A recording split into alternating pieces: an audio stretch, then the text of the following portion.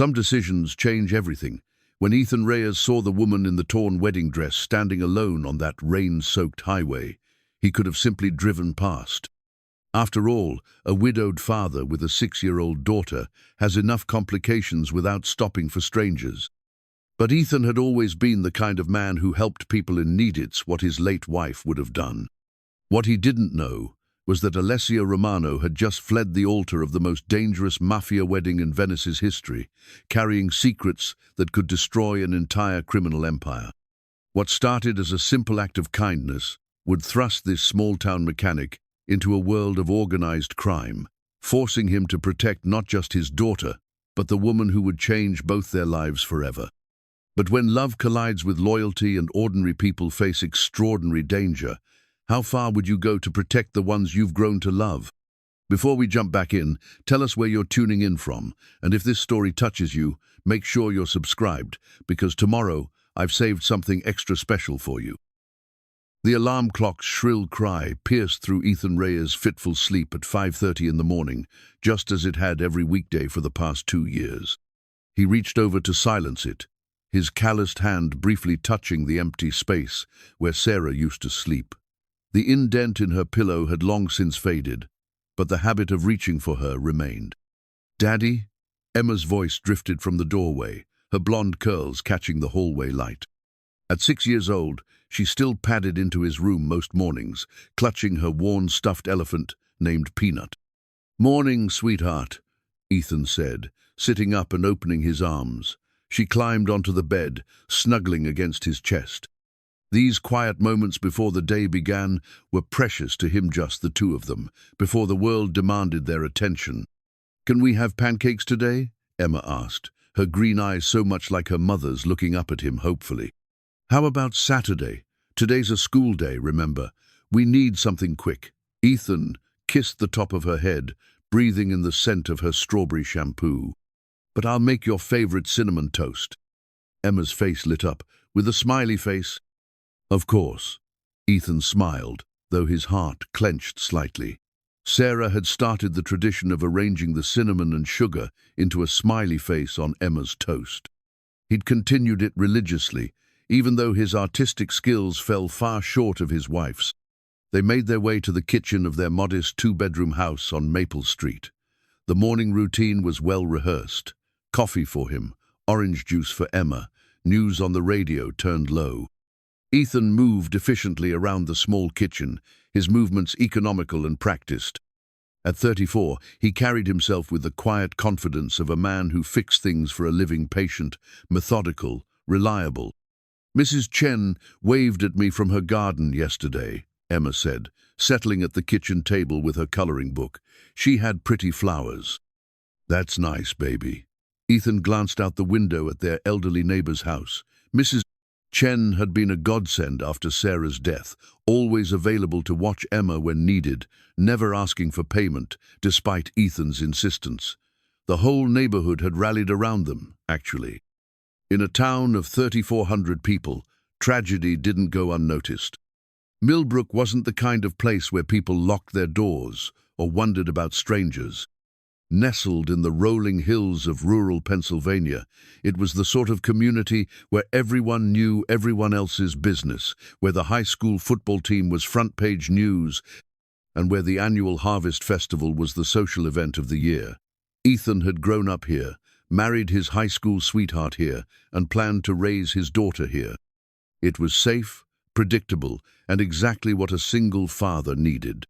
"Daddy, you're burning the toast," Emma observed calmly. Ethan snapped back to attention, quickly flipping the bread. "Good catch, Em. What would I do without you?" "Probably eat a lot of burned food," she said matter-of-factly, making him laugh despite himself.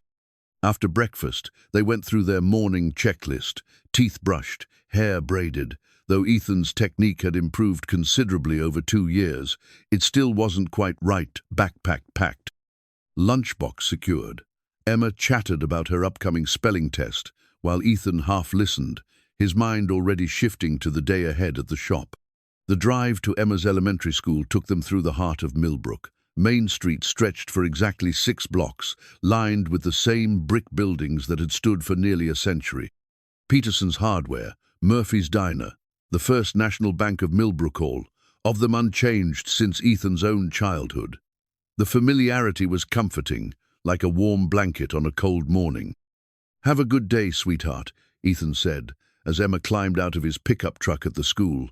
"I'll be here at 3:15. Love you, Daddy." Emma stood on her tiptoes to kiss his cheek through the open window.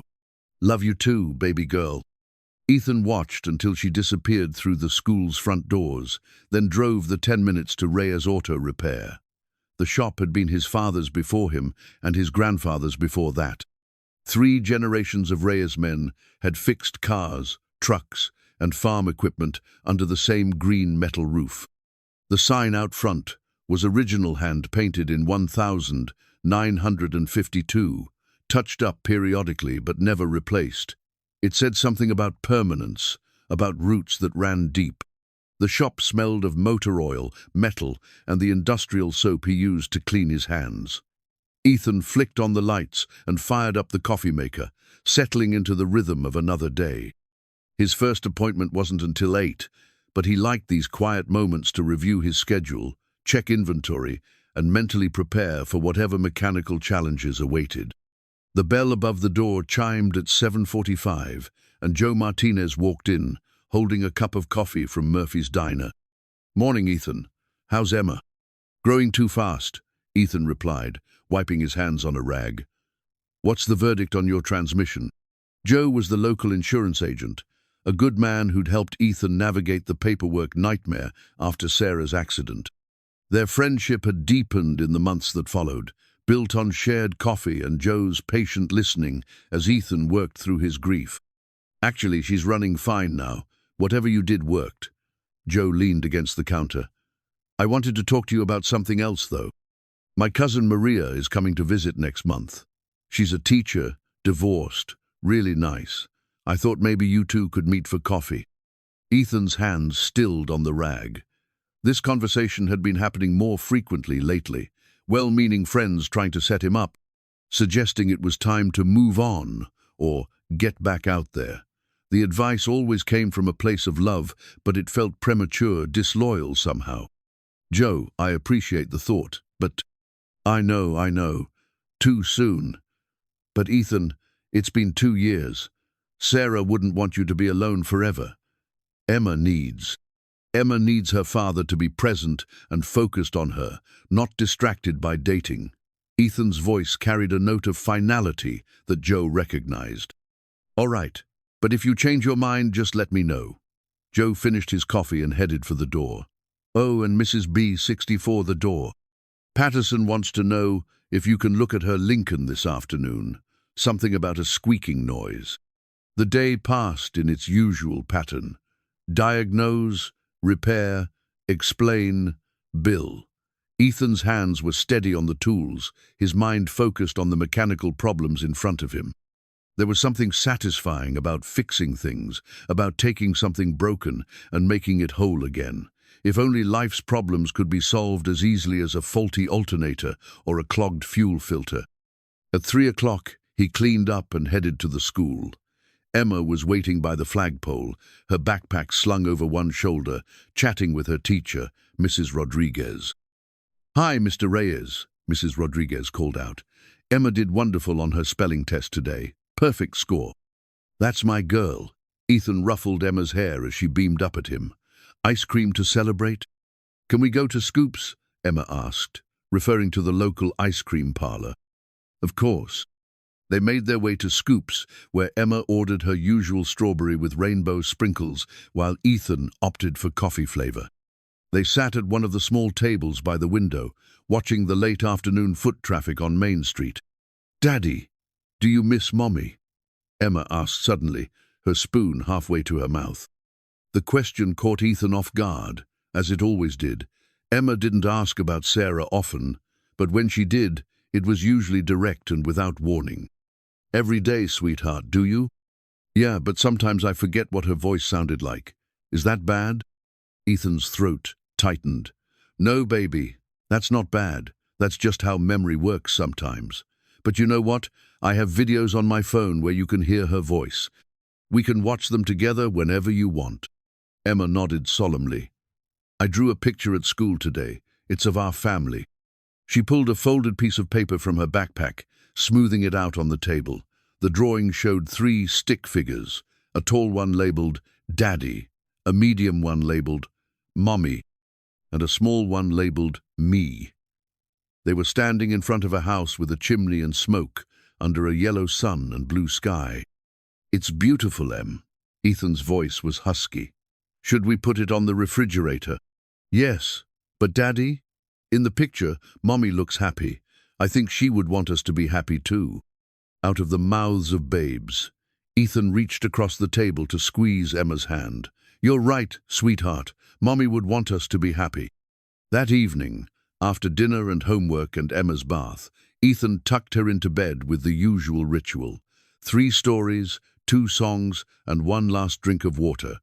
He kissed her forehead and turned off the light, leaving the door cracked open just the way she liked it. Alone in the living room, Ethan sat in his recliner and stared at Emma's drawing, now magneted to the refrigerator. The house was quiet except for the hum of the refrigerator and the distant sound of Mrs. Chen's television through the thin walls. This was his life, now predictable, stable, centered entirely around his daughter's needs. He thought about Joe's cousin, about the well-meaning suggestions from friends and neighbors. Maybe they were right. Maybe it was time to consider the possibility of companionship, of someone to share the load of single parenthood. But the thought of opening his heart again, of risking the kind of loss he'd experienced when Sarah died, seemed impossible. Sarah had been his anchor, his compass, his best friend. They'd planned their whole life together, the house they'd buy when they saved enough money, the vacation they'd take when Emma was older, the second child they'd have when the time was right. All of those dreams had died with her on that rainy night 2 years ago, when a drunk driver ran a red light and changed everything. Ethan picked up the remote and turned on the television, surfing through channels without really watching anything.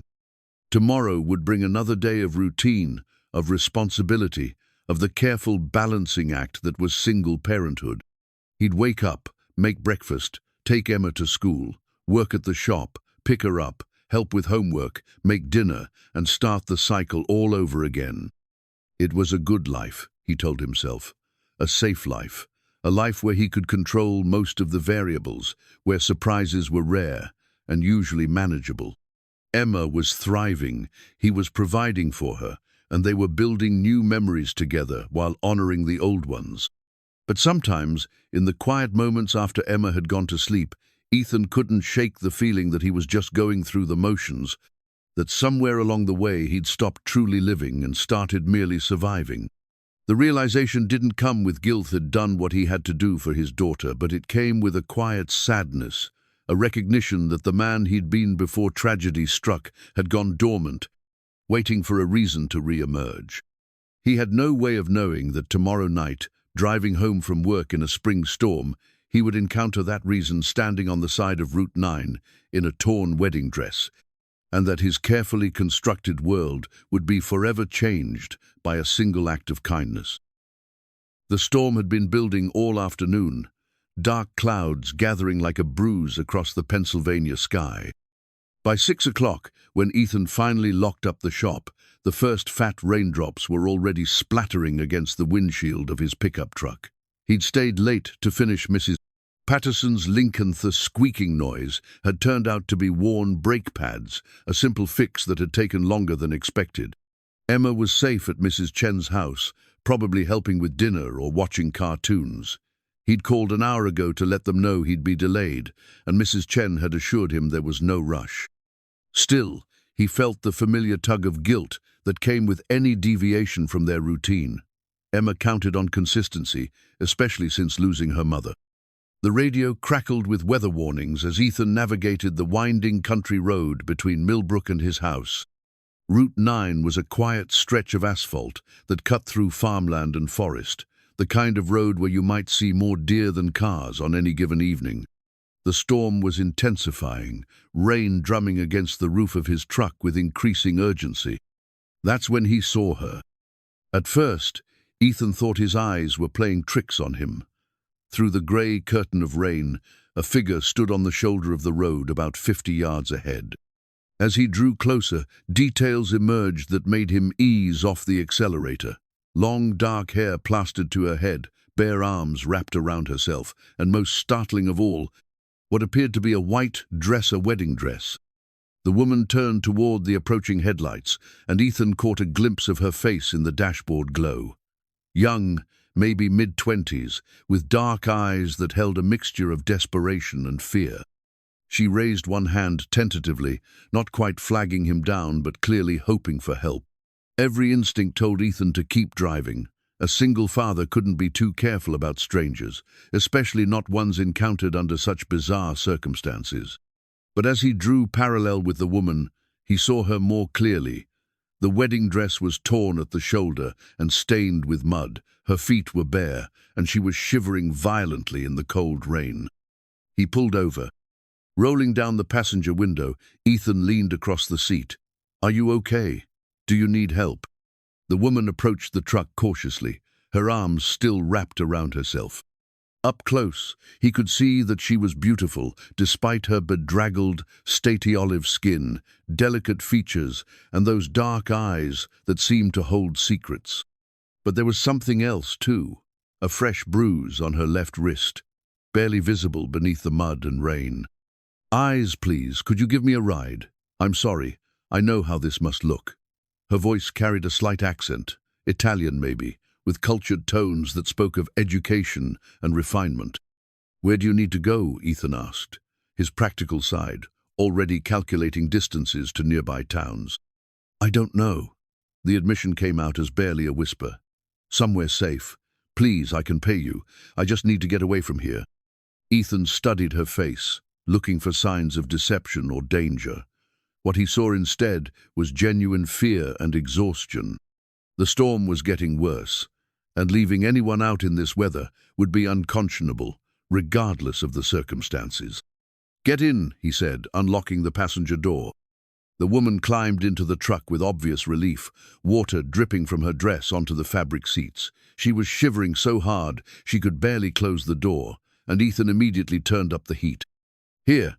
He reached behind the seat and pulled out an old work jacket, offering it to her. "You must be freezing."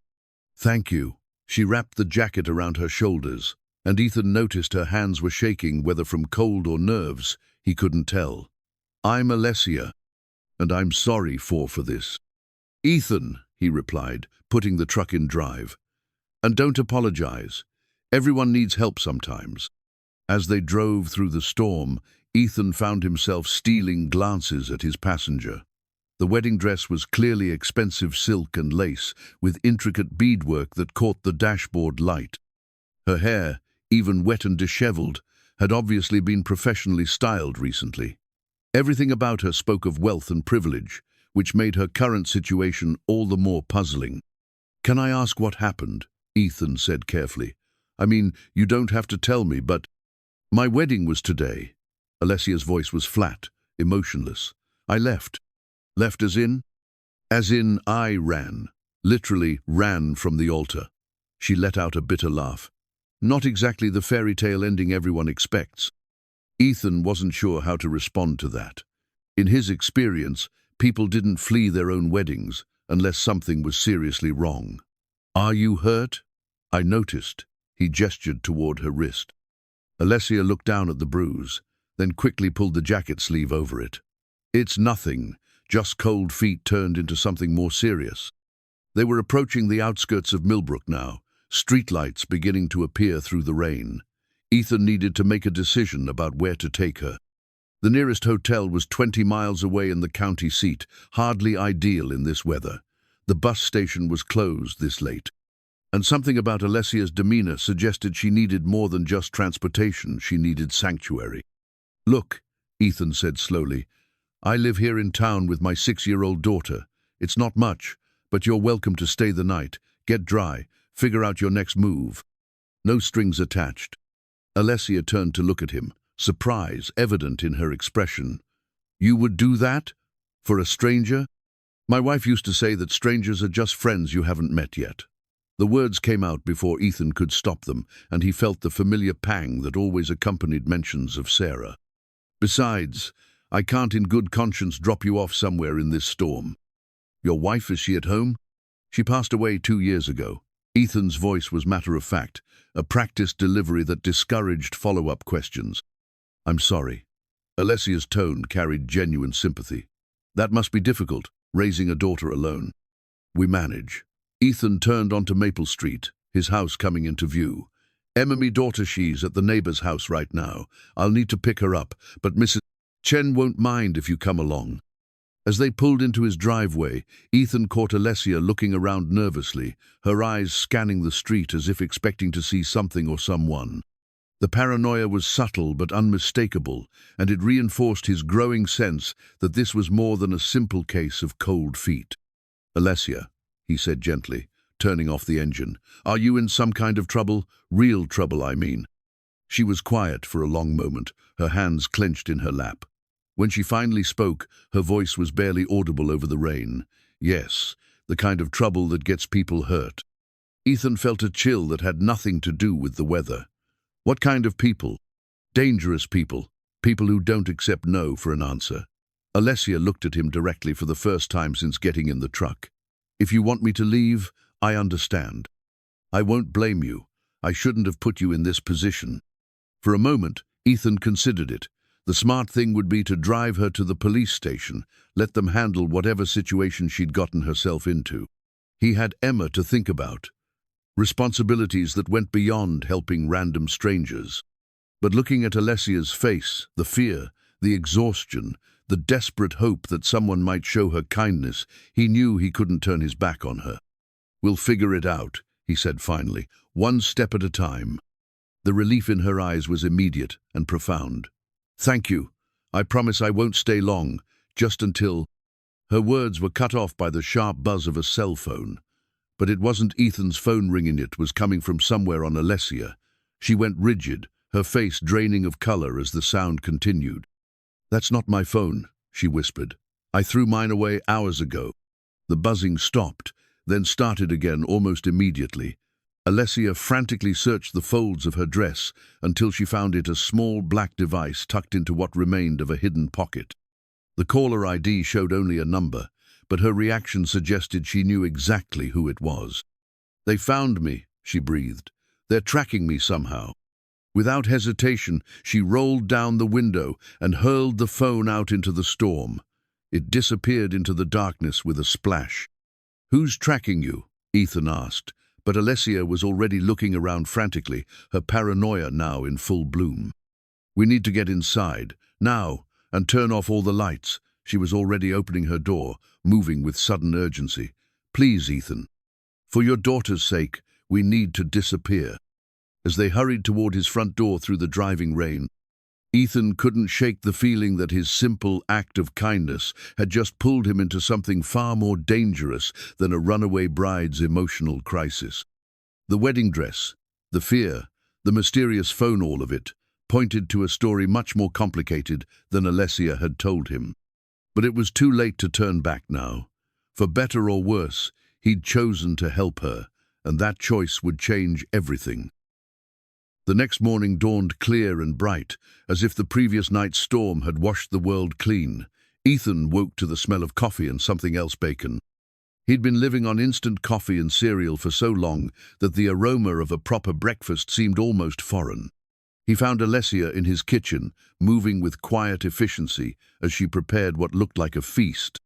She'd changed out of the wedding dress into clothes he'd found for Herony of Sarah's old sweaters and a pair of jeans that were slightly too long but serviceable. Her dark hair was pulled back in a simple ponytail, and without the mud and rain, he could see just how beautiful she really was.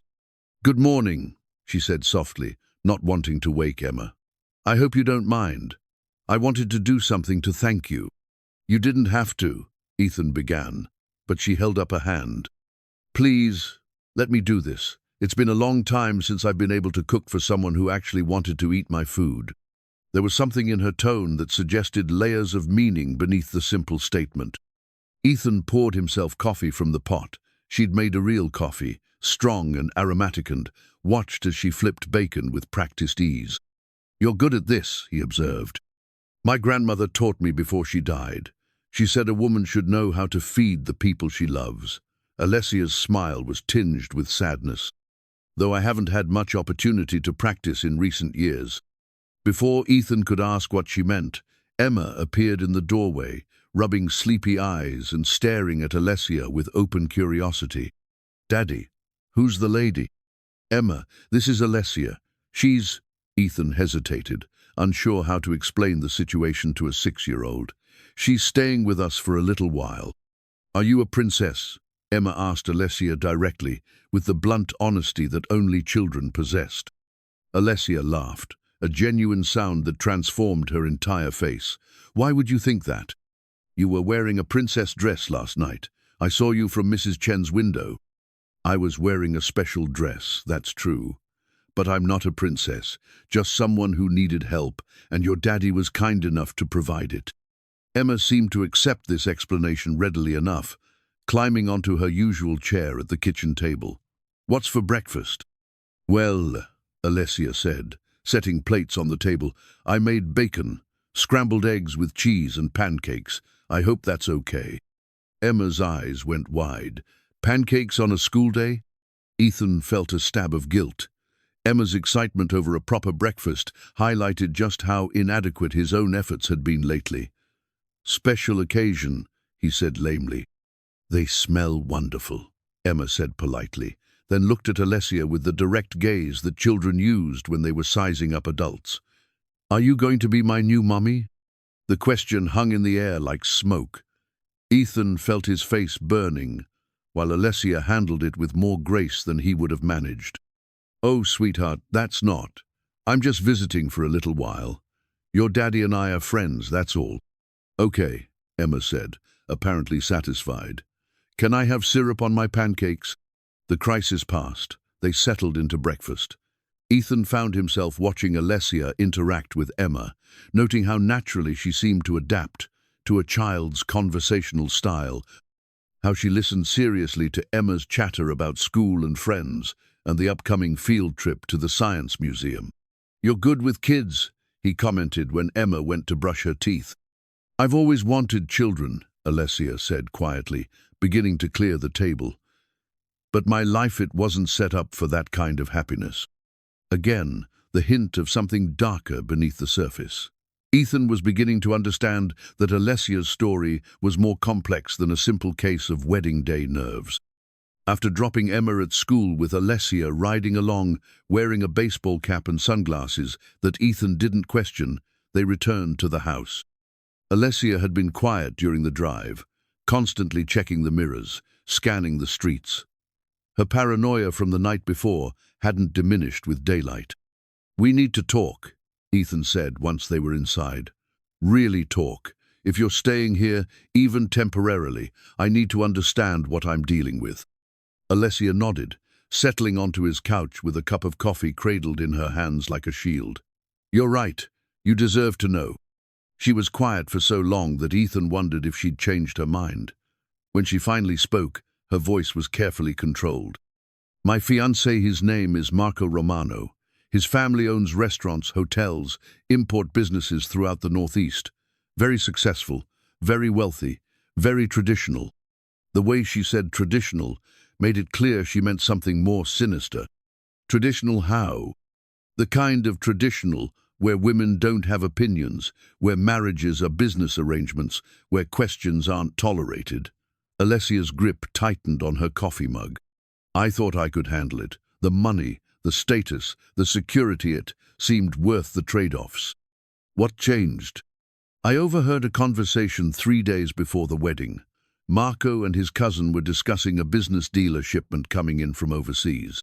But it wasn't restaurant supplies they were talking about." She met Ethan's eyes directly. "It was people, Ethan. Young women being trafficked for God knows what purpose." The words hit Ethan like a physical blow. Human trafficking was something he read about in the news, a distant horror that happened in other places to other people. The idea that it had walked into his kitchen, sat at his table, made pancakes for his daughter, it was almost too much to process. "You're sure about what you heard?" "Completely sure. Marco was angry because one of the girls had tried to escape and had to be dealt with. He was worried it would affect their profit margins. Alessia's voice was steady, but her hands were shaking. That's when I realized that the man I was about to marry, the man I'd been sleeping next to for 2 years, was a monster. So you ran. I tried to go to the police first, but Marco has connections everywhere. The detective I spoke to, I could tell from his reaction that Marco owned him too. Running seemed like the only option. Ethan stood up and began pacing, his mind racing through the implications. The phone last night. He's looking for me. They're all looking for me. I know too much now, and Marco can't afford to let me go free. What about the FBI? Surely they would need evidence, which I don't have. Alessia's laugh was bitter. It's my word against one of the most powerful families in the region. How do you think that plays out? Ethan stopped pacing and looked at her, really looked at her. The expensive clothes, the cultured accent, the way she carried herself, it all made sense now. She came from that world, had been part of it until her conscience forced her to flee. There's something else, she said quietly, something I haven't told you. Here it comes, Ethan thought. The other shoe dropping. I didn't run empty-handed. Alessia reached into her Percy designer bag that had somehow survived her flight through the storm and pulled out a small black device. This is a burner phone, but it's not mine. Whose is it? Marco's cousin, Vincent. He dropped it during that conversation I overheard. I picked it up without thinking, and later I realized it has everything on it. Text messages, contacts, financial records, enough to bring down their entire operation. Ethan stared at the phone as if it were a live grenade. Jesus, Alessia, do you realize what you're carrying around? Evidence, proof, the kind of information that could put them all away for life. She slipped the phone back into her bag. It's also the kind of information that could get us both killed if they find us. Us? The word slipped out before Ethan could stop it. I'm sorry. I don't mean to drag you into this. I can leave. No. The response surprised Ethan as much as it seemed to surprise Alessia. I mean, where would you go? You said yourself they have connections everywhere. I've been thinking about that. There's an FBI agent Vincent mentioned in one of his texts, someone who's been investigating the family. If I could find her, if I could get this information to the right person. That's a big if. It's the only chance I have. Alessia looked at him with those dark eyes that had haunted his thoughts all night. I know it's dangerous. I know it's not fair to ask you to risk Emma's safety for a stranger, but I don't have anywhere else to go. Ethan was quiet for a long moment, weighing his options. The smart thing would be to drive Alessia to the bus station, give her some money, and wish her luck. His responsibility was to Emma, not to a woman he'd known less than 24 hours. But he kept thinking about what she'd told him. Young women being trafficked, treated as merchandise, their lives destroyed for profit. He thought about Emma, about the world she was growing up in, about the kind of man he wanted her to remember her father being. Okay, he said finally, but we do this smart, no unnecessary risks, no heroics. We find this FBI agent, we turn over the evidence, and then you disappear into witness protection or whatever they do in these situations. Relief flooded Alessia's face. Thank you. I promise I'll make this as quick as possible. In the meantime, you're my cousin visiting from out of state. That's the story if anyone asks. And we need to get you some proper clothes, a local ID if possible. You stick out too much right now. I can pay for whatever we need. I have money. Where? Swiss bank account. Marco never knew about it. Me grandmother left it to me. Alessia managed a small smile. Apparently she didn't trust the men in our family either. As they began planning their next moves, Ethan couldn't shake the feeling that he was crossing a line he couldn't uncross. His quiet, predictable life was rapidly becoming anything but, and there was no telling where this path would lead. But looking at Alessia, seeing the courage it had taken for her to flee everything she'd known, the determination to do the right thing despite the personal cost, knew he couldn't abandon her now. For better or worse, they were in this together. 3 days later, Alessia had settled into their routine with an ease that both comforted and unsettled Ethan.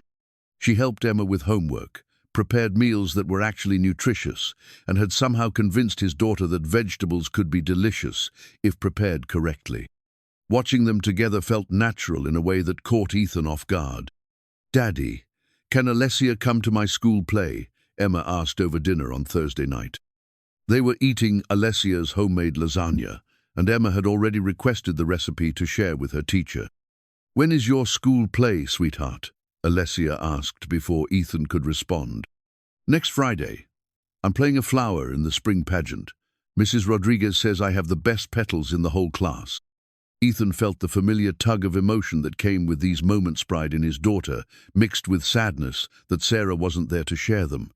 "We'll see, Em. Alessia might be busy." "I'd love to come," Alessia said, catching Ethan's eye, "if that's okay with your dad." The domesticity of the moment struck Ethan like a physical blow. For a few minutes, they almost looked like a real family, a father, mother, and daughter sharing dinner and planning for the future. It was everything he'd lost when Sarah died, everything he'd convinced himself Emma could live without. Later, after Emma had gone to bed, Ethan found Alessia sitting on the back porch, staring up at the stars. She'd wrapped one of Sarah's old sweaters around herself, and in the dim light, the resemblance was startling enough to make Ethan's breath catch. "Beautiful night," she said without looking at him. "Yeah." Ethan settled into the chair beside her, noting how she automatically shifted to give him more room. Even in her relaxed moments, she was conscious of boundaries, of not presuming too much. "Emma really likes you. She's wonderful. You've done an amazing job with her. Some days I feel like I'm just stumbling through it." The admission came easier in the darkness. Sarah was the one who knew about braids and balanced meals and all the things mothers are supposed to know. "Mothers aren't born knowing those things," Alessia said gently. "They learn, just like fathers do. Emma knows she's loved. That's the most important thing." They sat in comfortable silence for a while, listening to the night sounds of the neighborhood. A dog barking in the distance, the hum of air conditioners, the rustle of leaves in the gentle breeze. Normal sounds, peaceful sounds that belied the undercurrent of tension that had become their constant companion. "Any word from your FBI contact?" Ethan asked. Alessia shook her head. "I sent another message today through the encrypted channel I found in Vincent's phone, but no response yet. Maybe we should try a different approach. Go to the local police.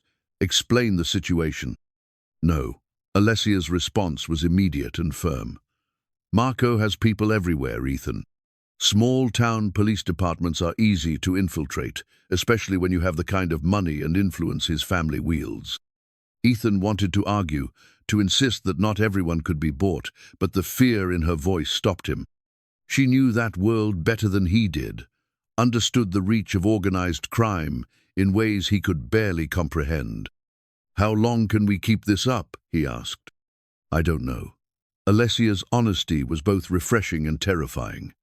"I'm hoping the FBI agent will respond soon. If not, I may have to try a different strategy." "Such as?" "Going public, media outlets, journalists who specialize in investigative reporting. The information on Vincent's phone is damning enough that's incredibly dangerous." "Everything about this situation is dangerous." Alessia turned to look at him directly. "I can't hide forever, Ethan. Eventually, I have to make a choice between running for the rest of my life or fighting back." Ethan understood the sentiment, but he also understood the stakes. "What about witness protection if you turn over the evidence?" "Assumes the FBI can be trusted. Assumes they can protect me from a family with international connections and unlimited resources." Alessia's laugh was bitter. "I've been naive before. I won't make that mistake again." The weight of her situation settled between them like a heavy blanket. Ethan found himself studying her profile in the starlight, noting the determined set of her jaw, the way she held herself with dignity despite everything she'd lost. There was a strength in her that he recognized, the same quiet resilience he'd seen in his wife when facing her own challenges. "Can I ask you something?" he said. "Why didn't you leave earlier? Before the wedding, I mean. You must have suspected something about Marco's business." Alessia was quiet for so long that Ethan wondered if he'd overstepped. When she finally spoke, her voice was barely above a whisper. Because I wanted to believe in the fairy tale. Stupid, right? A 26-year-old woman still believing in Prince Charming and happily ever after. It's not stupid.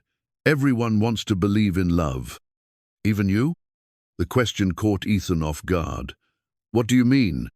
You loved your wife, deeply, from what I can see, but you've closed yourself off since she died. I understand why grief is its own kind of prison, but don't you want to believe in love again? Ethan felt his chest tighten. Emma needs stability, consistency. She's already lost one parent. That's not what I asked.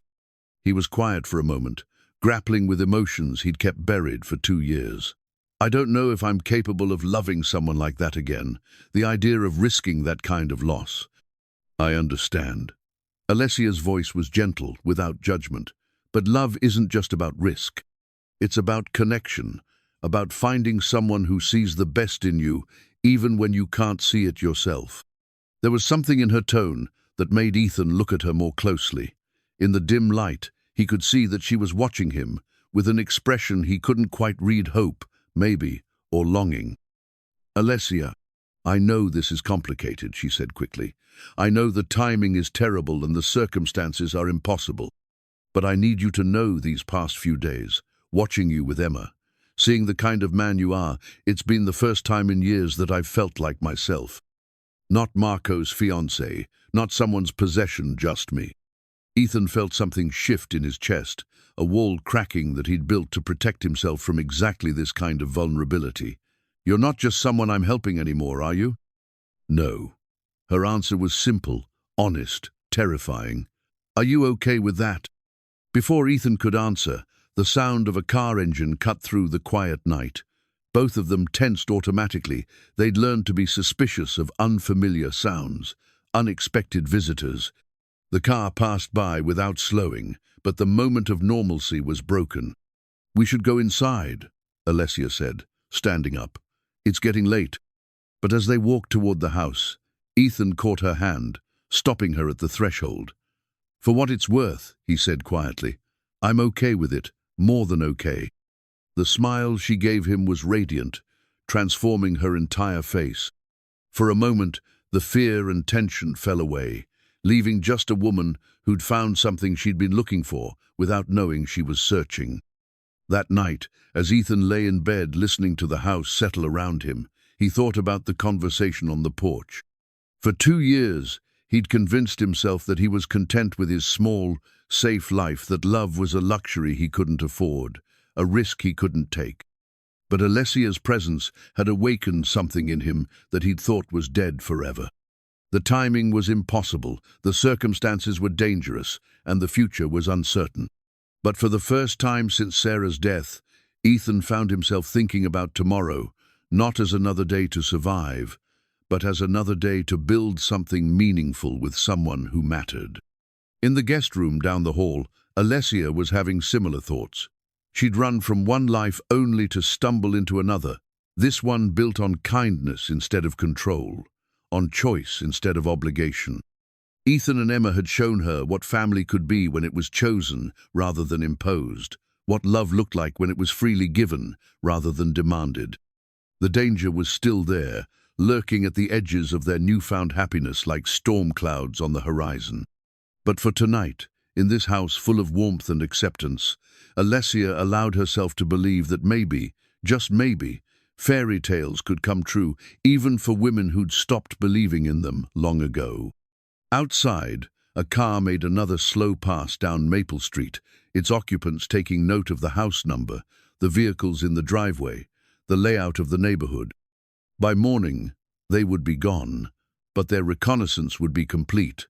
The net was closing, slowly but inevitably, and time was running out faster than any of them realized. The message came through on Vincent's burner phone at 3:47 a.m.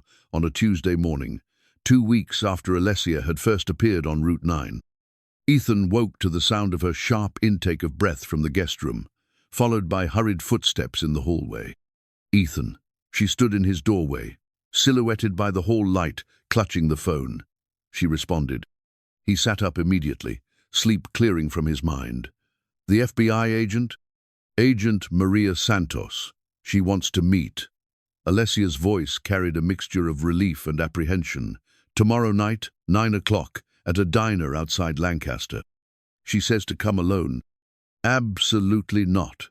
Ethan was already swinging his legs out of bed, his protective instincts fully engaged. We don't know if this is legitimate. It could be a trap. I know, but it's also the only chance we have. Alessia moved closer, and he could see the determination in her eyes, despite the fear. I've been going through Vincent's contacts more carefully. Agent Santos is mentioned in several encrypted messages. They've been building a case against the Romano family for over a year. Ethan ran his hands through his hair, his mind racing through possibilities and dangers. Even if she's legitimate, meeting her alone is suicide. If Marco's people are watching, they won't be expecting it. And if something goes wrong, Alessia's voice caught slightly, at least Emma will be safe. At least you'll both be out of this. The casual way she discussed her potential death hit Ethan like a physical blow. Over the past 2 weeks, he'd watched Alessia become part of their daily routine, part of their family. The idea of losing her to violence, to witness protection, to whatever came next was becoming unbearable. There has to be another way. What way? We can't keep hiding forever. Every day we stay here, we put Emma at more risk. Alessia sat on the edge of his bed, the intimacy of the gesture natural now after weeks of shared space and whispered conversations. I've already endangered you both more than I ever intended. That was my choice. And this is mine. She reached for his hand, her fingers warm against his skin. I need to do this, Ethan. For my own conscience, for all the women who are still trapped in that world, I need to try. They talked until dawn, weighing options and contingencies, but in the end, they both knew there was really only one choice. Alessia would meet with Agent Santos, and Ethan would wait at home with Emma, hoping for the best while preparing for the worst. The next evening, Ethan watched from the kitchen window as Alessia drove away in his pickup truck, her silhouette tense behind the wheel. They'd spent the afternoon going over the plan. The diner was 40 minutes away. The meeting would last no more than an hour, and she would call him the moment it was over. If he didn't hear from her by 11 o'clock, he was to take Emma and drive to Joe Martinez's house, then call the state police. Where did Alessia go? Emma asked, appearing at his elbow with her stuffed elephant tucked under one arm. She had to run an errand, sweetheart. She'll be back later. Is she going to stay with us forever? The question twisted something in Ethan's chest. He'd been asking himself the same thing, though he hadn't dared voice it aloud. I don't know, Em. That depends on a lot of things. I hope she does. She makes really good pancakes, and she knows how to braid hair the right way. Emma looked up at him with those serious green eyes that reminded him so much of Sarah. And she makes you smile more. Out of the mouths of babes. Ethan knelt down to Emma's level, brushing a strand of hair from her face. What do you think about Alessia? I think she's sad sometimes, like you used to be, but she's getting happier. Emma hugged her elephant tighter, and I think Mommy would like her. The words hit Ethan with unexpected force. In the 2 years since Sarah's death, Emma had rarely mentioned what her mother might think about their new life, their new circumstances. Hearing it now felt like a benediction, a permission he hadn't realized he'd been seeking. Why do you think that? Because Alessia takes care of us the way Mommy did. Not the same way, but... Emma struggled for the words. Like she really wants to, not because she has to. They were interrupted by the ringing of Ethan's cell phone. His heart jumped, hoping it was Alessia calling early, but the caller ID showed Joe Martinez's number. Hey Joe, what's up? Ethan, I've got some concerning news. I was having coffee with Sheriff Bryant this morning, and he mentioned that some men were asking questions about you yesterday. Specifically about whether you were seeing anyone new. Ice formed in Ethan's stomach. What kind of men? Well-dressed, expensive car, not from around here. They claimed to be private investigators looking for a missing person, but Bryant said something felt off about them. He didn't give them any information, but they know where to look. Ethan's mind raced. If Marco's people had tracked them to Millbrook, if they were asking questions about him specifically, then Alessia's meeting tonight could be walking into a trap. "Ethan, is everything okay? The sheriff said you might want to know." "Thanks, Joe. I have to go." Ethan hung up and immediately tried calling Alessia, but it went straight to voicemail. She'd turned off her phone as planned, maintaining radio silence until the meeting was over. Emma was watching him with the perceptive gaze that children developed when their world had already been disrupted once. "Is Alessia in trouble?" "Maybe, sweetheart. We might need to go visit Mr. Martinez for a while, just to be safe." "Because of the bad men?" The fact that Emma even knew about bad men, that his 6-year-old daughter had learned to be suspicious of strangers, to worry about danger-filled Ethan with a rage he hadn't felt since Sarah's death. His daughter should be worried about spelling tests and playground politics, not organized crime and personal safety. "Yeah, baby, because of the bad men." They were packing an overnight bag when Ethan heard the sound of cars in his driveway, multiple vehicles, engines running. He peered through the front window and felt his blood turn to ice. 3 black SUVs sat in his driveway, and men in expensive suits were already walking toward his front door. "Emma," he said quietly, trying to keep the panic from his voice, "I need you to go to your room and hide in your closet, the way we practiced for the fire drills. Don't come out until I come get you, no matter what you hear. Understand?" Emma nodded solemnly and ran toward her room. Ethan waited until he heard her closet door close, then moved to the front door. Just as the first knock came 3 sharp, authoritative raps that demanded immediate compliance. He opened the door to find a tall man with silver hair and cold eyes, flanked by 2 younger men who looked like they spent their free time in expensive gyms. Behind them, he could see more figures moving in the shadows, positioning themselves around his house. "Mr. Reyes, my name is Vincent Romano. I believe you have something that belongs to my family." The voice was cultured, polite, but carried an undertone of menace that made Ethan's skin crawl. This was the cousin Alessia had mentioned, the owner of the burner phone that had started everything. "I'm sorry, but I don't know what you're talking about." Vincent smiled, and it was the most terrifying expression Ethan had ever seen. "Of course you don't. May we come in? I'd prefer to keep this conversation private." It wasn't really a question. The men behind Vincent were already moving closer, making it clear that Ethan's cooperation wasn't optional. He stepped aside, his mind racing through possible escape routes, weapons within reach, ways to protect Emma if this went wrong. "Lovely home," Vincent said, looking around the modest living room with the air of someone cataloging valuable items. "Very domestic. I can see why Alessia was drawn to it." "I told you, I don't know." "Please," Vincent held up a hand, "let's not insult each other's intelligence. We know she's been here. We know you've been playing house with my cousin's runaway bride. The question is, where is she now?" Ethan's mind raced. If they were here asking questions, that meant they didn't know about the meeting with Agent Santos. Alessia might still have a chance if he could buy her enough time. "She left 3 days ago, said she was going to California, had family there." Vincent studied him with those cold eyes, then nodded to one of his men. "Search the house, carefully.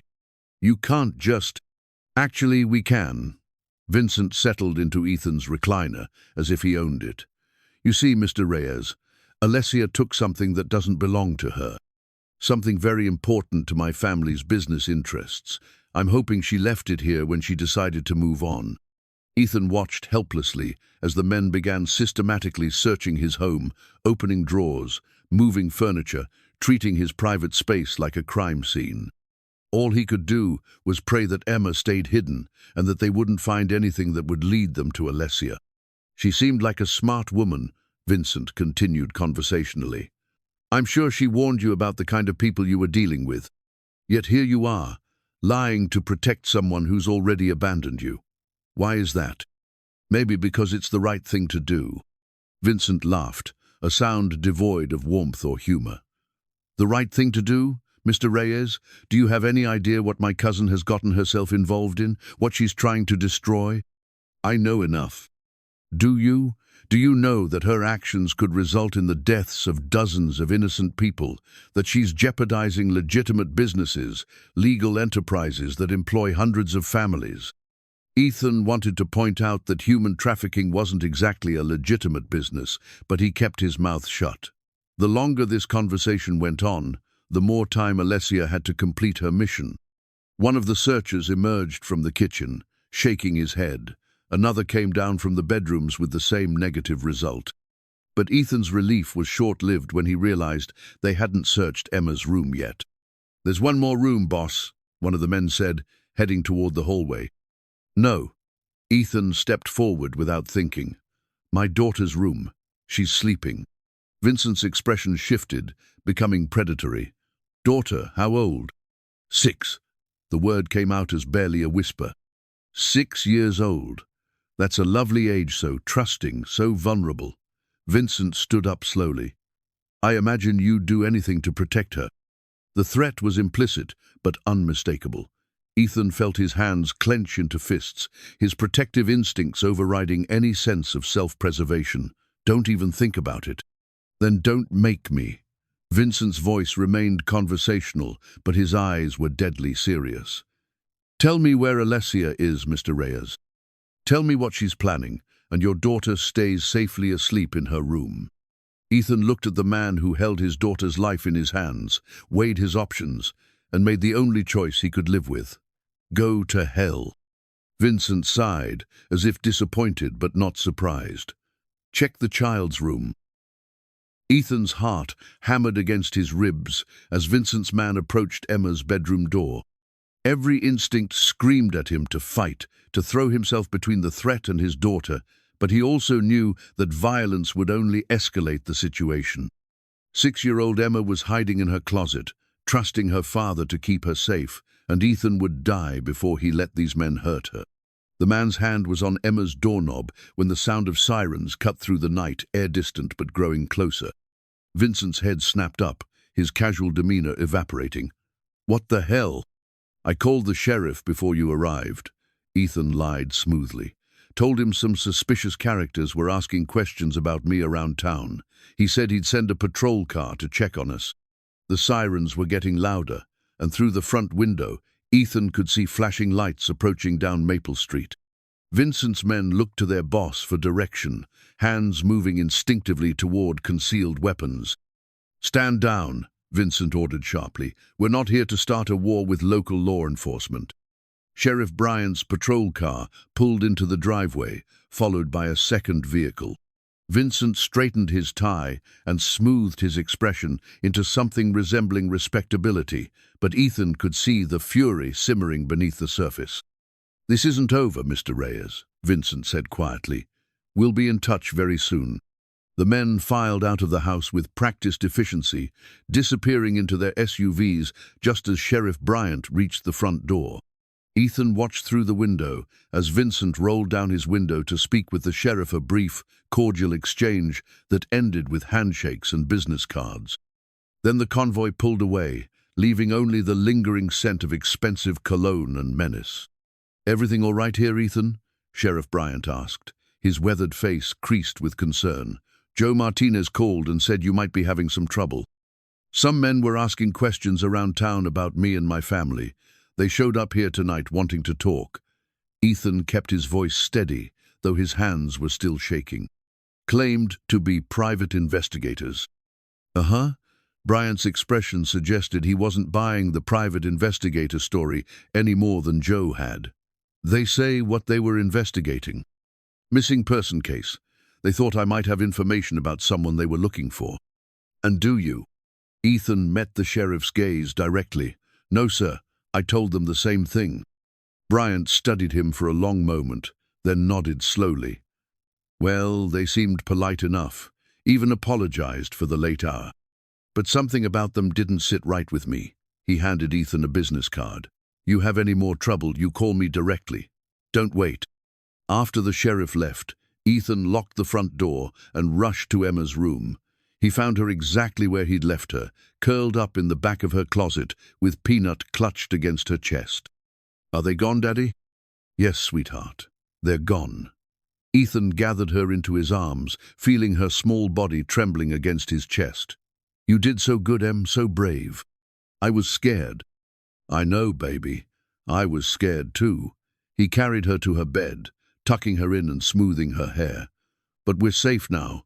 Sheriff Bryant came to check on us." "Are the bad men going to come back?" The question pierced Ethan's heart because he couldn't give her the answer she needed to hear. "I don't know, but if they do, I'll be ready for them." He stayed with Emma until she fell asleep, then moved to the living room to wait for Alessia's call. The house felt different, now violated, no longer the sanctuary it had been. Vincent Romano had made it clear that their temporary safety was an illusion, that the walls Ethan had built around his small family were as fragile as paper. At 10:43 p.m., his phone finally rang. "Ethan, thank God." Alessia's voice was strained but alive. "I'm okay. The meeting went well. Really well. Where are you?" "Still at the diner. Agent Santos wants to debrief me more thoroughly, but the basic handoff is complete. She has Vincent's phone and all the evidence." There was a pause. "She says the information is even more damaging than we hoped. Multiple federal agencies have been trying to build this case for years." Ethan closed his eyes, relief flooding through him. "That's good news." "It is, but there's something else. Agent Santos wants to bring me into nightful protective custody while they process everything. She says it's not safe for me to go back to," Alessia's voice caught, "back to you and Emma." She's right. The words hurt to say, but Ethan knew they were true. Vincent was here tonight. They know where we are. "What?" The fear in Alessia's voice was immediate and sharp. "Are you all right? Is Emma?" "We're fine. Sheriff Bryant showed up at just the right time, and they backed off. But Alessia, they're not going to stop. Vincent made that very clear." "I'm coming back." "No." Ethan's response was immediate and firm. "You're going to do exactly what Agent Santos tells you to do. You're going to disappear into protective custody and let the FBI handle this. I can't just abandon you and Emma." "You're not abandoning us. You're protecting us." Ethan's voice softened. "By staying away, by letting the authorities handle this, you're keeping us safe." There was a long silence on the other end of the line. When Alessia spoke again, her voice was thick with emotion. "I don't want to say goodbye, not like this." "Then don't. Say see you later instead." "When?" "When it's safe, when Vincent and his family are behind bars, when you can come back without bringing danger with you." Ethan paused, gathering courage for what he needed to say next. "When you come back, we'll be here, all of us. Promise?" "I promise." Another silence, longer this time. "I love you, Ethan, both of you. These past few weeks, they've been the happiest of my adult life." "I love you too." The words came easier than Ethan had expected, feeling both natural and terrifying. "And we'll have more weeks like these, as many as you want." "I have to go. Agent Santos is waiting." "Be safe." "You too. Take care of Emma. Tell her I'll miss her pancake requests." "I will." The line went dead, leaving Ethan alone in his living room with the silence and the lingering scent of Vincent Romano's cologne. He sat there for a long time, processing everything that had happened, everything that had changed in the space of a few hours. 3 weeks ago, his biggest concern had been whether Emma needed new shoes before the school year ended. Now he was entangled with the FBI, organized crime, and witness protection programs. His quiet, predictable life had been shattered, and there was no going back. But as he thought about Alessia, her courage in fleeing Marco, her determination to expose the truth, her gentle way with Emma, Ethan realized he didn't want to go back. The woman who had appeared on Route 9 in a torn wedding dress had awakened something in him that he'd thought was dead forever. She'd reminded him that love was worth fighting for, that taking risks sometimes led to rewards beyond imagination. The coming weeks would be difficult. There would be questions from neighbors, concerns about Emma's safety, the constant worry about Alessia's well-being while she was beyond his protection. But there would also be hope that justice would prevail, that the dangerous men would be stopped, that families could be reunited when the threat had passed. For the first time in 2 years, Ethan Reyes was planning for a future that included more than just survival. He was planning for love, for the possibility of a new family built on choice rather than circumstance, for the chance to show Emma that fairy tales could come true even after tragedy had tried to destroy them. Outside, a car drove slowly past his house, probably just a neighbor coming home late, but Ethan found himself checking the locks anyway. The immediate danger had passed, but Vincent Romano's threat still hung in the air like storm clouds. There would be more challenges ahead, more difficult choices to make. But tonight, Emma was safe in her bed. Alessia was under federal protection, and the evidence that could bring down a criminal empire was in the hands of people who could use it. For now, that was enough. Tomorrow, Ethan would begin the process of rebuilding their security, of preparing for whatever came next. But tonight, he allowed himself to believe that love could triumph over fear, that ordinary people could make extraordinary differences, and that sometimes the best things in life were worth waiting for, no matter how long the wait might be. 2 weeks passed in an uneasy quiet. Ethan had taken Emma to stay with his sister in Ohio while the FBI built their case, returning to Millbrook only when Agent Santos assured him it was safe. The Romano investigation was proceeding rapidly, with arrests expected within days. Alessia remained in protective custody, but she was allowed supervised phone calls that kept hope alive in Ethan's heart. It was during one of these calls that everything changed. "There's something I need to tell you," Alessia said, her voice carrying a weight that made Ethan's stomach clench. "Something Agent Santos discovered during her investigation." "What is it?" "Marco isn't just my ex-fiancé, Ethan. He's my half-brother." The words hit Ethan like a physical blow. "What?" "Same father, different mothers. My mother was his mistress before she married the man I thought was my father." Alessia's voice was steady, but he could hear the pain beneath the surface. "I only found out yesterday when Santos showed me the family tree they'd constructed. Everything I thought I knew about my identity, it was all a lie." Ethan sank into a chair, his mind reeling. "Does Marco know?" "He's always known. The engagement, the wedding, it was never about love. It was about keeping the family assets consolidated, about making sure I could never testify against him in court. Spouses can't be compelled to testify against each other, but neither can siblings in certain circumstances." "Jesus, Alessia, I'm so sorry." "There's more." Her voice dropped to a whisper. "Agent Santos thinks my father, me real father, was murdered.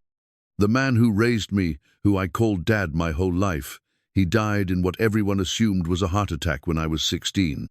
But the timing, the circumstances, it all points to Marco, eliminating a potential threat to his inheritance." The implications crashed over Ethan in waves. Alessia hadn't just fled an abusive relationship, she'd escaped from a family that had been manipulating and controlling her since childhood, that had murdered her father and planned to trap her in a legally protected marriage to hide their crimes. "Where does this leave us?" he asked. "With the case, I mean." "Stronger than ever, actually. The family connection means the evidence on Vincent's phone is even more damaging. It proves conspiracy at the highest levels, shows a pattern of eliminating threats going back decades." Alessia paused. "But it also means they'll never stop hunting me. This isn't just about business anymore, it's about family honor, about preventing a blood relative from destroying everything they've built." "What are you saying?" "I'm saying that even if the FBI arrests Marco and Vincent, there are other family members, other business associates who will want revenge. Agent Santos is recommending permanent relocation, new identity, new life, complete severance from everything and everyone I've ever known."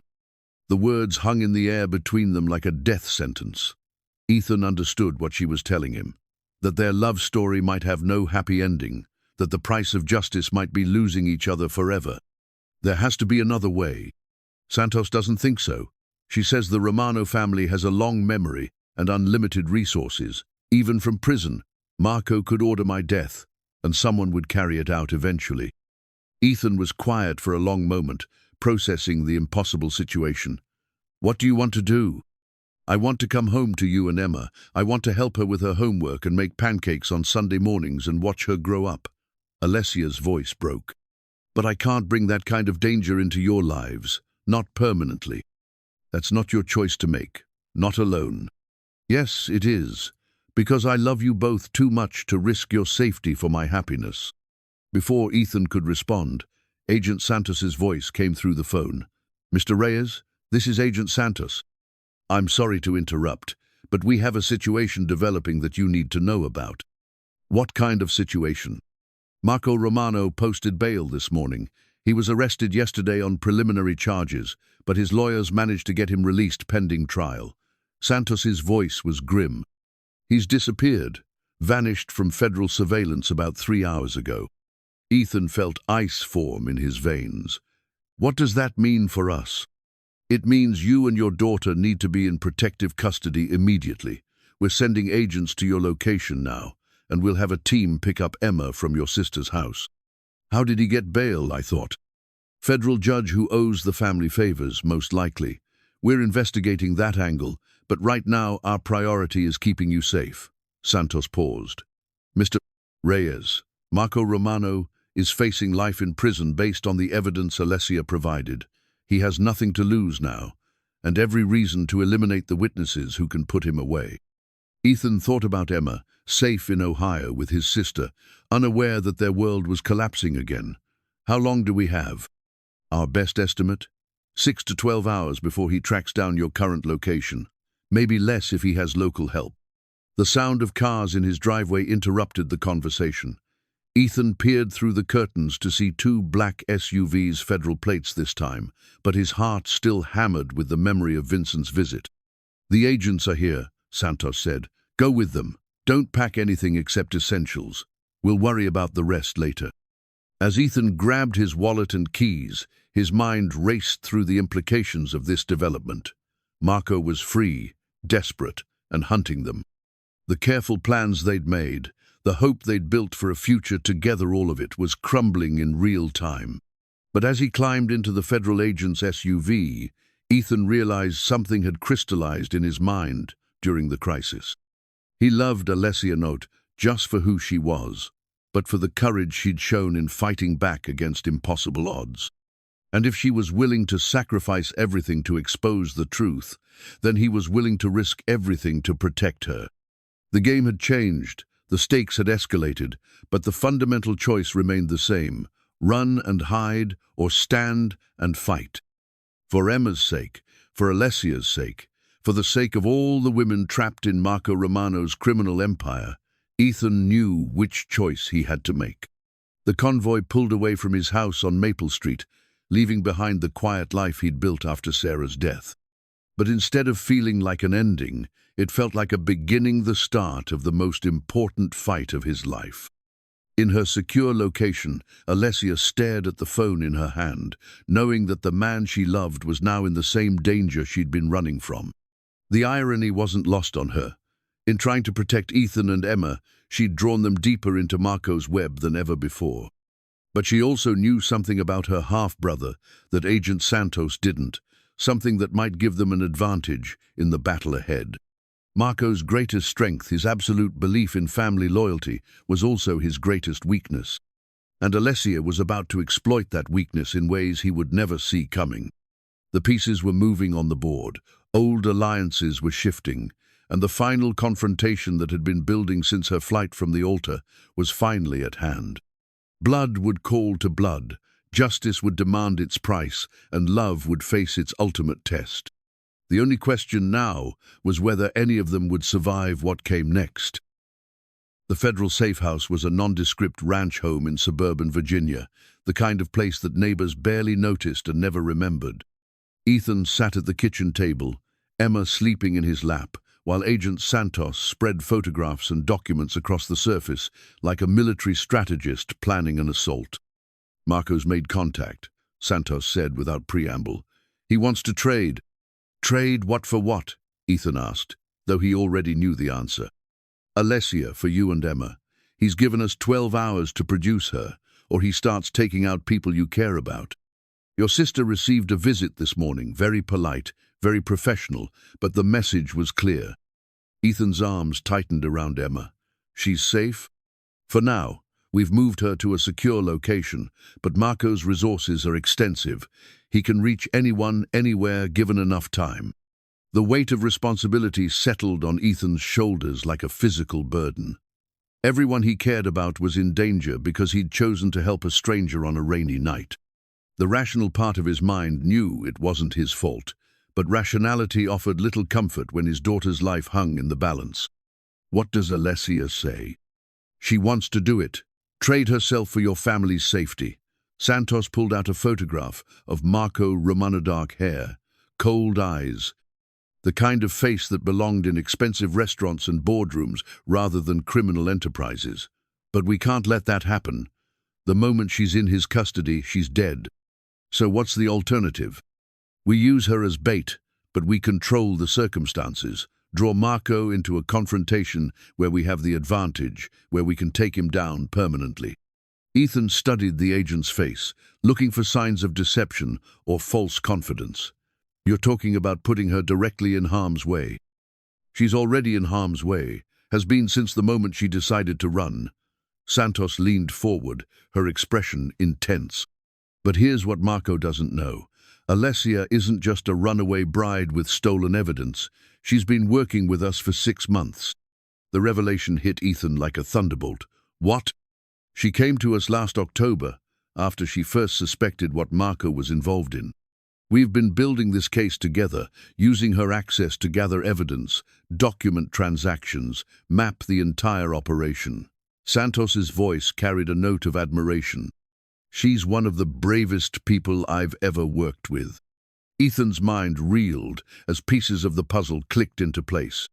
Alessia's knowledge of Marco's business, her access to Vincent's phone, her calm under pressure, it all made sense now. She's been undercover for months. Deep cover. The wedding was supposed to be her exit strategy. We planned to extract her during the honeymoon, make it look like she'd been kidnapped. But when she overheard that conversation about the trafficking victims, she couldn't wait. She had to act immediately. And everything since then? Coming to my house, staying with us. That part wasn't planned. That was Alessia going off script to protect civilians who'd gotten caught in the crossfire. Santos met his eyes directly. You and Emma weren't part of the operation, Mr. Reyes. You were supposed to drop her at a bus station and forget you'd ever seen her. The fact that you didn't, the fact that you chose to help her, that's what turned this from a federal investigation into something personal. Emma stirred in Ethan's arms, mumbling something about pancakes in her sleep. The normalcy of the Memento child's innocent dreams of breakfast contrasted sharply with the life-or-death decisions being made around her.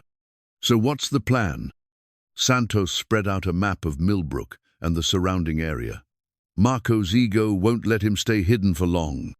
He's requested a meeting tomorrow night at the old grain elevator outside Town Neutral Ground, he says, where we can make the exchange. And you're going to give him Alessia. We're going to give him what he thinks is Alessia. Agent Maria Vasquez bears a strong resemblance, the same height, same build, same coloring. In low light, from a distance, she could pass for the real thing long enough for us to get into position. Ethan studied the map, his mechanic's mind automatically analyzing sightlines, escape routes, potential complications. What about backup? How many agents will you have in place? 24, minimum. FBI, tactical team, local law enforcement, even some DEA agents who've been tracking Romano family drug shipments. Santos traced positions on the map with her finger. The grain elevator is isolated enough that we can control all the approaches, but open enough that Marco will feel safe making his move. And me? Where do I fit into this? You don't. You and Emma will be in a secure location 50 miles away, waiting for the all-clear. Santos's voice brooked no argument. This is a federal operation, Mr. Reyes, not a romantic rescue mission. But even as she said it, Ethan could see the flaw in their plan. Marco will know it's a trap the moment he gets close enough to see that your agent isn't Alessia. What then? Then we take him down anyway. We have enough evidence to convict him 10 times. Over this is just an opportunity to end the threat permanently. By getting your agent killed. Agent Vasquez knows the risks. She's volunteered for this assignment. Ethan stood up, gently shifting Emma to the couch and covering her with a blanket. "I want to talk to Alessia." That's not negotiable." His voice carried a firmness that surprised even him. "If you want my cooperation, if you want me to sit on the sidelines while you use the woman I love as bait, then I want to hear it from her." Santos studied him for a long moment, then nodded slowly. 5 minutes, supervised call. The phone call connected after several rings, and Alessia's voice came through clear and strong. "Ethan, thank God. Are you and Emma safe?" "For now." Santos told me about the plan, about everything. He paused, still processing the scope of her deception. "Why didn't you tell me?"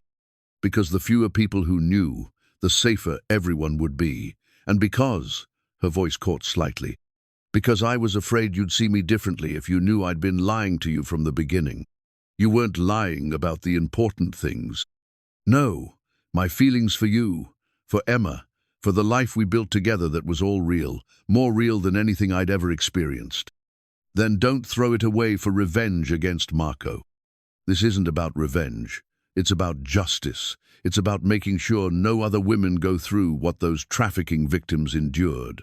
Alessia's voice strengthened with conviction.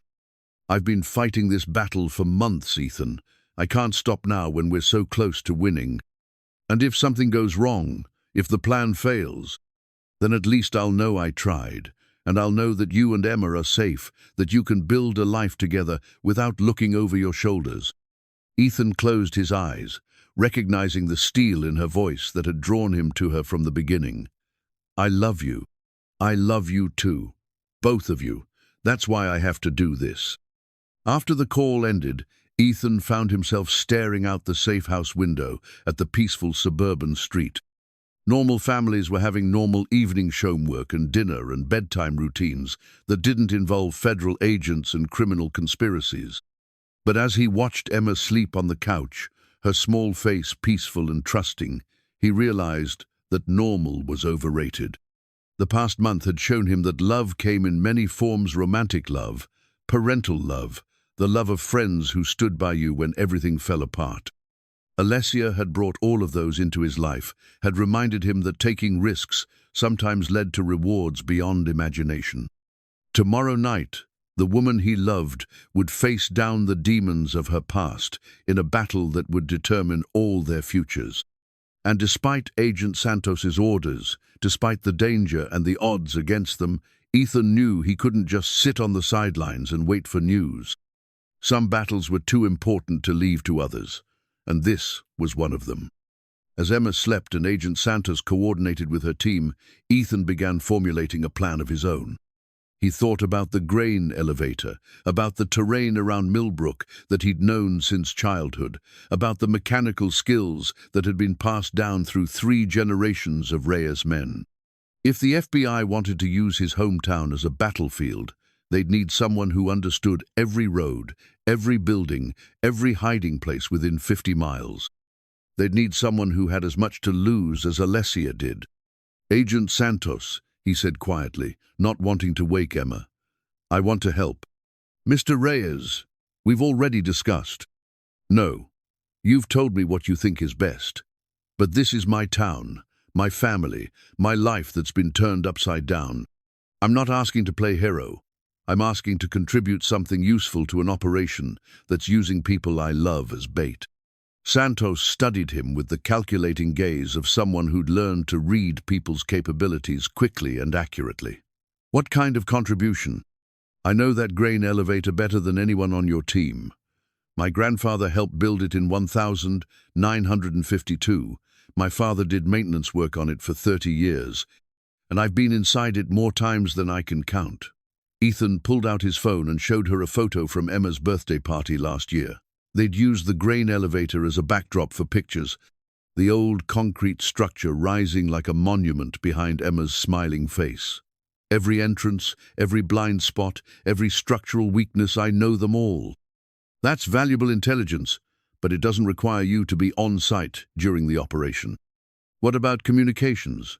"You'll need someone who can coordinate with local law enforcement, someone the sheriff trusts completely." Ethan pressed his advantage. Bryant and his deputies will follow federal orders, but they'll respond faster and more effectively to someone they've known their whole lives. Santos was wavering. He could see it in her expression. The risk is mine to take. Emma will be safe with your protective detail, and Alessia will have one more person watching her back. Who cares whether she makes it home alive? The agent was quiet for a long moment, clearly weighing operational security against practical advantages. Finally, she nodded slowly. Liaison only. You stay with the command post, coordinate local resources, provide tactical intelligence about the location. Nothing more. Agreed. And if things go sideways, you follow orders without question. This isn't a democracy when bullets start flying. Understood. As Santos returned to her planning and Ethan settled back beside the couch where Emma slept, he felt something shift inside him, a sense of purpose that had been missing since Sarah's death. For 2 years, he'd focused entirely on survival, on protecting Emma and maintaining the status quo. But Alessia had shown him that sometimes the greatest safety came from taking action, from refusing to let fear dictate your choices. Tomorrow night, in the shadow of the grain elevator where he'd played as a child, Ethan would help bring down the criminal empire that had terrorized the woman he loved. It wouldn't be easy, and it wouldn't be safe, but it would be right. And for the first time since Sarah's funeral, that felt like enough. Outside the safe house, a light rain began to fall, not the violent storm that had brought Alessia into his life, but a gentle precipitation that seemed to wash away the last of his doubts. Tomorrow would bring danger and uncertainty, but it would also bring resolution. One way or another, the running would stop, the hiding would end, and they would finally discover what kind of future was possible when love refused to surrender to fear. Emma stirred in her sleep, reaching instinctively for the comfort of her father's presence. Ethan took her small hand in his, marveling at the trust it represented, the faith that he would keep her safe no matter what storms might come. "I promise, sweetheart," he whispered. "Everything's going to be okay." And for the first time since this nightmare began, he actually believed it might be true.